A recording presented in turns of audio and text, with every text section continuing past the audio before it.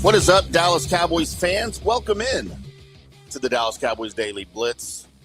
It is a Christmas Day edition episode of the Dallas Cowboys Daily Blitz. So, Merry Christmas, Happy Holidays, Happy Hanukkah, Happy Kwanzaa, Happy Boxing Day, Happy all of those things.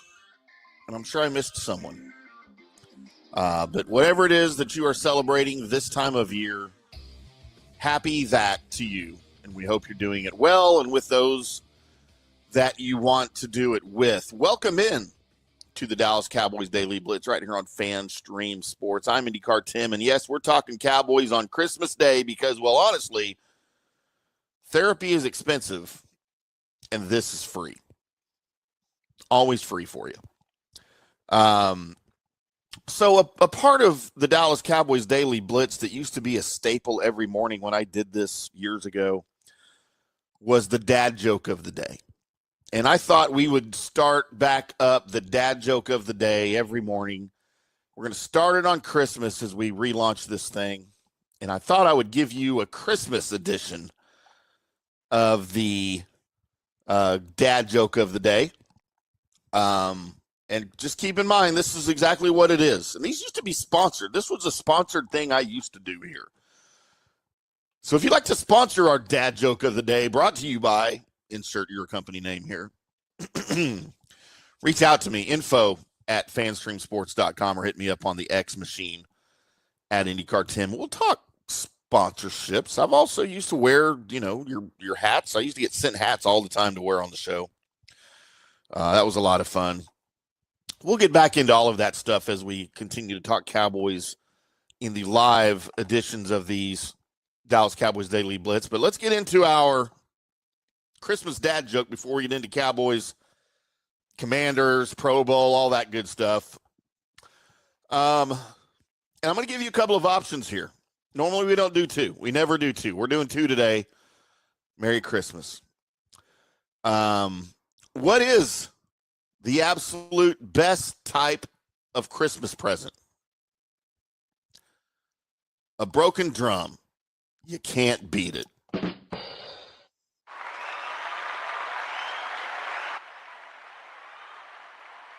Now, option two for you. What happens if you eat Christmas decorations? You get tinsel-itis. Thank you. Thank you very much. Thank you. I'm here all week. I'm here every day. As you guys find me here every day. Struggling. Pretty much every day. Struggling. It's what we do here. But we don't struggle like the Dallas Cowboys have recently, boys and girls. By the way, if you're getting into this thing, make sure you hit that like and subscribe. If you're feeling generous, drop us a comment in the chat. Are you rooting for a win today, or are you hoping for draft position? If you're hoping for draft position and not rooting for a win, look, we've talked about it this week. No judge, well, maybe a little bit of judgment, but I will keep my judgment to myself, as will the rest of us. But what's on the menu for today? We're going to talk Pro Bowl news, who made it, who didn't, and why it matters or why it doesn't. George Pickens, the Pro Bowl lump of coal.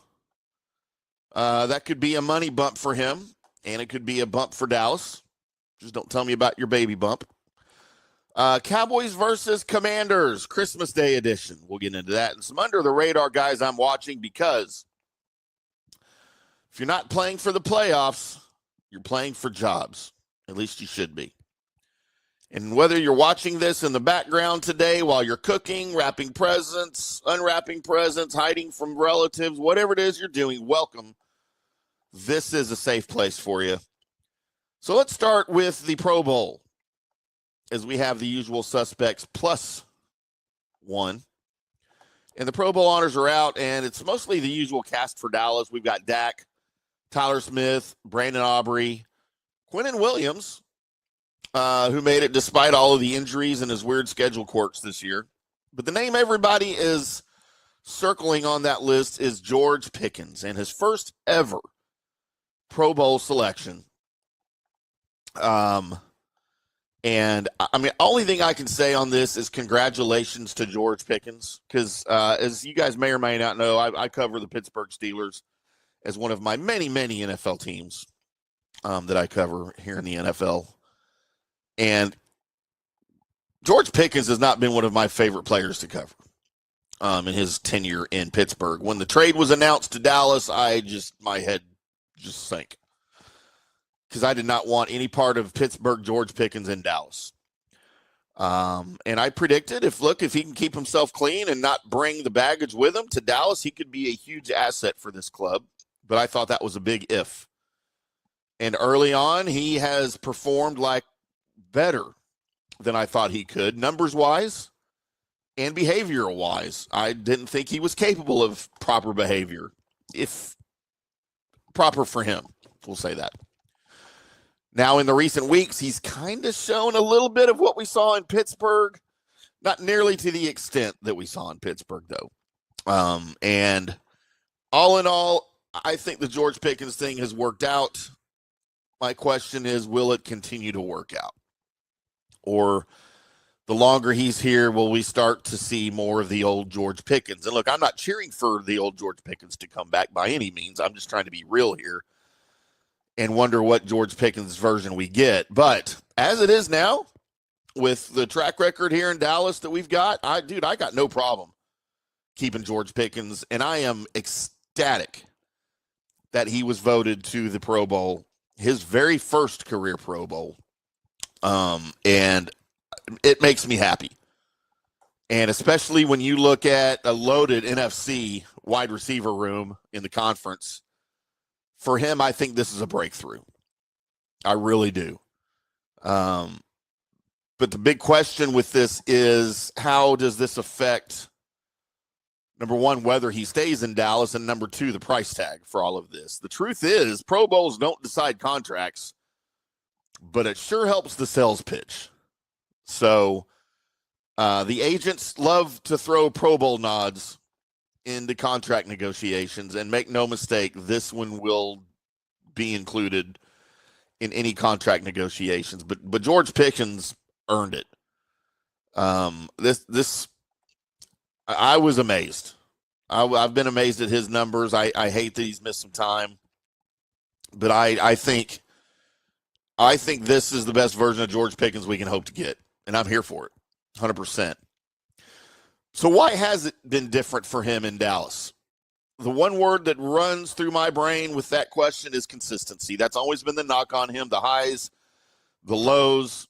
He's been inconsistent in Pittsburgh, and a lot of that has been behavioral. But this year he's been week in and week out, for the most part, productive. Only 4 games under 68 yards. If you're into the Pro Football Focus grades, I don't put a lot of stock in those, but a lot of people do. He's only had 2 subpar PFF graded games since he's been here in Dallas. So again, if you care about that kind of thing, maybe that matters. But the most wild part of all of this is there is a legit world where Pickens gets to 1,500 yards and 12 touchdowns on the year. And that's not just a nice season. That's a pay me the money season right there. And, there's still this weird habit and this weird national narrative of talking about Pickens like he's some malcontent waiting to explode, like folks were basically refreshing their X feeds, hoping to find something on George Pickens. But, and I was one of those guys early on. I'll be honest. I admit it. He hasn't given us that. His production cannot be argued, though. And that's grown-ass man football right there. So, by the way, if you're watching live on the YouTube channel or after the fact, drop into the chat. Do you think Pickens is wide receiver 1 right now in Dallas? Yes or no? If you want to give me a 1-sentence why or why not, go for it. I don't need paragraphs here, but we may use some of those in a discussion at another show here down the road when we get into the contract situations with George. But, yeah, just do you think he's a wide receiver 1 in Dallas? Yes or no? That's all we need. And we'll talk about that at a later date. So now, does this Pro Bowl nomination, bid, vote, whatever, raise his price tag? Absolutely. It does. And here's the part Cowboys fans don't want to hear is it probably makes the long-term deal more expensive as well.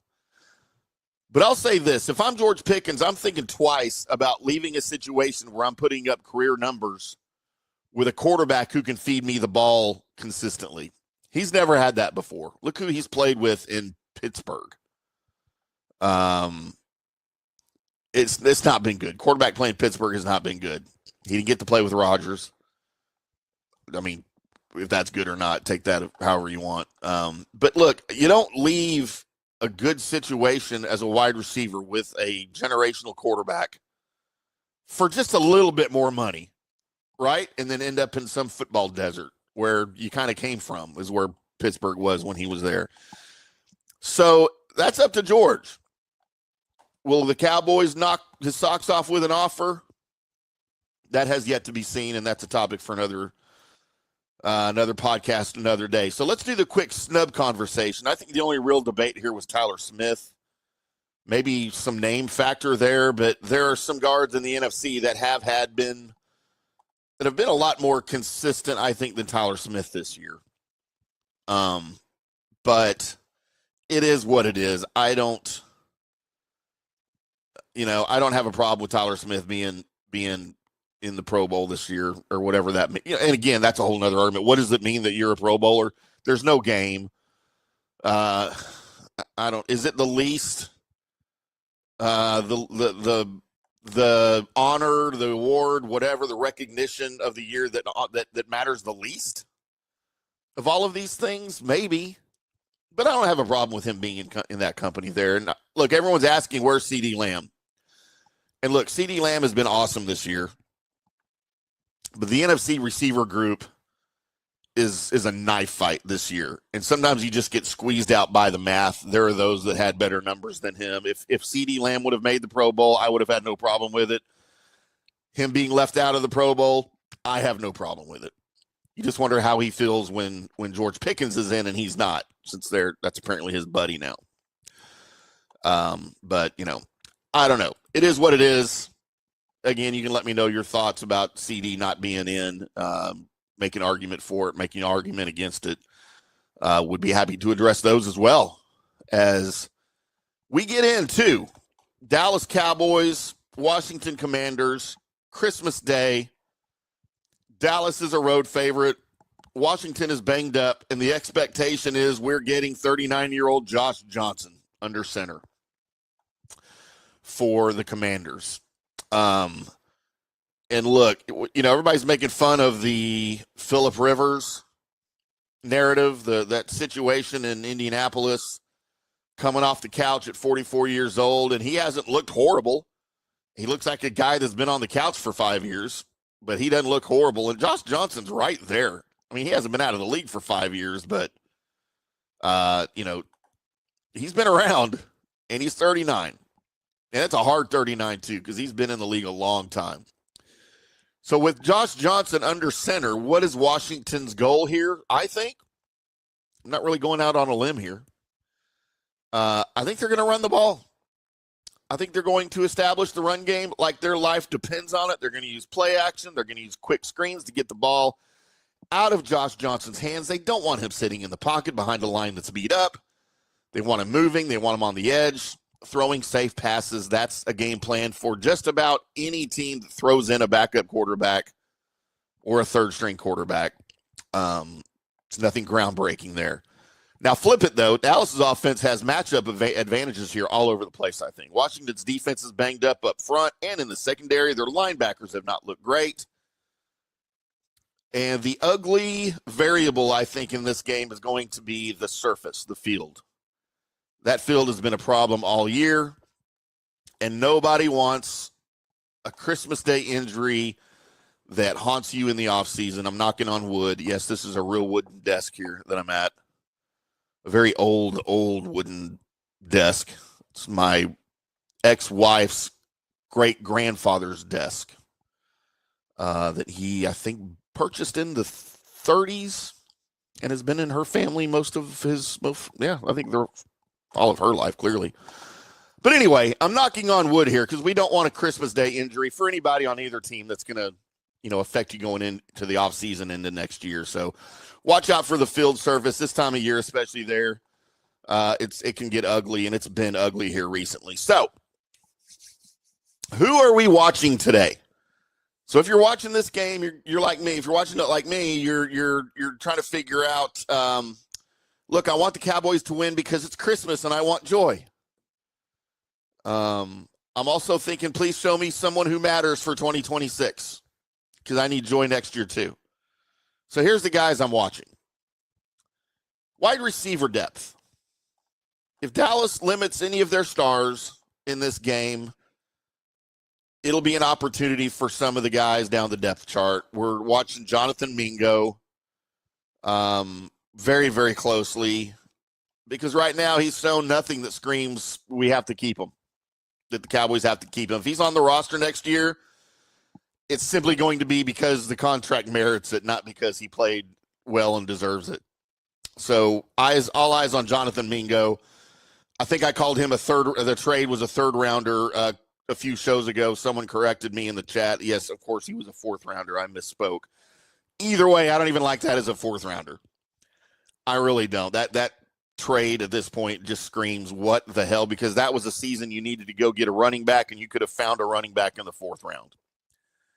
And you wouldn't have had some of the issues that you've had. So I hate the trade. Even as a fourth rounder, I hate the trade. Tight ends. Jake Ferguson has been battling something, whether it's a calf, concussion, something. He hasn't been himself this season. And I'm here for healthy Jake Ferguson, but whatever he's gone through this year, he has not been himself. I would love to see more Brevin span forward. I want seam shots. I want involvement. I want to see if he can be more than just a blocker. I need to see what Brevin span for. And I'm not trying to replace Jake Ferguson. Jake Ferguson might be my favorite Dallas Cowboy. I just need to see more Brevin span forward to see what he can be behind Jake Ferguson. Running backs, give me the young legs. This team's going to need a second running back next year. If you're not going to feature the main guys, it's the perfect time to see what you've got on the field behind them. You got to look at the young guys. Defensive interior, I want more Perion Winfrey. He flashed a little bit last week, power, length, movement. The opponent offensive line was not good, we know, but cool. Show it again. Washington wants to run the ball, which means this is going to be a real test. Show me what Perion Winfrey can do. And finally, boys and girls, secondary confidence plays. I want to see Revel make a splash play. Just one. I just need one from him in this game. Whether it's a pick, a forced fumble, a big pass breakup at a big moment of the game on third down or something. Just something that tells him in the locker room and the rest of us that he belongs. He's taking his lumps this year. He's playing better than I think maybe he's on pace to, or we thought he would be on pace to at this point. I would just really like at this point right now to see him go steal a moment. Like I said, a third down pass breakup, a pick, a forced fumble recovery, whatever. Just some sort of splash play from him so that we know that he belongs here and so that he knows he belongs here to build a little bit of confidence for him. So that's what I'm watching for in the game if you absolutely need something to look out for. But here's the Christmas debate that might split the family, might split the room here. Maybe even faster than a discussion of politics. Excuse me.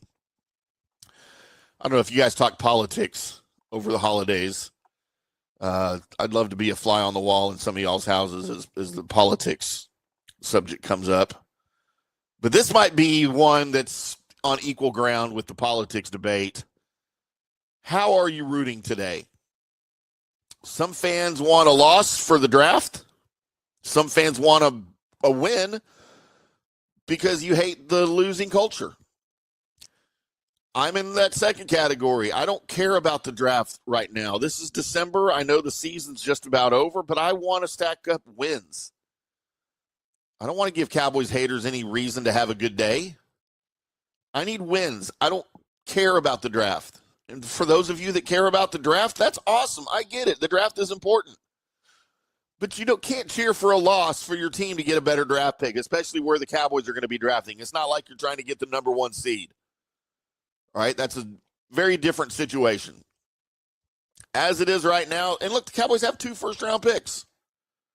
So, yeah, we want those picks to be great, but not at the cost of losses. I've never understood that in any sport. Cheering for losses for your team. I just don't understand it. I want Dallas to play well. I want players to develop, and I want young guys to show something. And if this team wins, great. Don't apologize for winning on Christmas. Because as far as this draft slot goes, look, it matters, but it's not between building a dynasty and being a franchise disaster over the next few years. It's not that. And I'm not ruining a holiday rooting for a team to lose. I'm not doing it. If you do that, I'm sorry for you. I won't judge you. I kind of just did. So, yeah, if you're watching live or at a later date, just type in the comment section, win or tank. One or the other. And let me know where your thoughts are on this one. Just one word, win or take. I'd love to see either one of those words from you guys. And look, as we wrap things up here on a Christmas edition of the Dallas Cowboys Daily Blitz, and we go way longer than we normally do on these things. Merry Christmas to you. Enjoy the game. Enjoy your people. Enjoy the chaos that is going to be NFL football on Christmas Day. Enjoy the chaos that is going to be Dallas Cowboys versus Washington Commanders. Stick around maybe after the game. I may do a live pop back in here for a quick recap, depending on how completely unhinged the fourth quarter gets. You may not see me until Friday morning. I'm not sure. But either way, I will be back to talk about the Cowboys Commanders, what went right, what went wrong, why we should be happy with some things, why we shouldn't be happy with some things. How did Matt Eberflus's defense look against a really bad opponent? We'll talk about all of it, again, either right after the game or on Friday morning. But overall, Merry Christmas, Happy New Year to you. We'll be back with the Dallas Cowboys Daily Blitz the next time. Until then, boys and girls, happy holidays, Merry Christmas, and we'll see you.